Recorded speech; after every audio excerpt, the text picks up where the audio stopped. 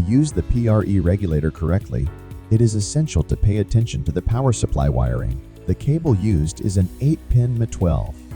Pins 1 and 2 provide the 24-volt required to power the device. Once connected, the PRE turns on and allows communication and adjustment through the UVEIX software via the USB port. Pins 3 and 4, which represent the analog signal input, enable the regulation of the PRE using a voltage or current signal, depending on the version of the PRE in use. For proper wiring, pin 4 must be connected to pin 2 with a bridge.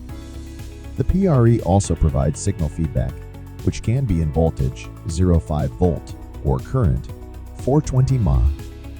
To obtain the voltage signal, pins 5 and 6 should be connected, ensuring that pin 6 is not connected to other PRE grounds, unlike pins 2 and 4.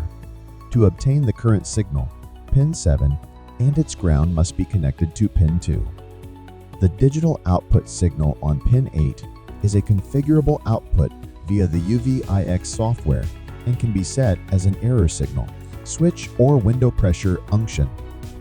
The PRE is also available in a version that allows the connection of an external sensor via a 12-pin M12 connector instead of 8. In this version, the desired pressure sensor can be connected to pins 9 and 10, ensuring that pin 10 is connected to pin 2 to guarantee proper operation of the regulator.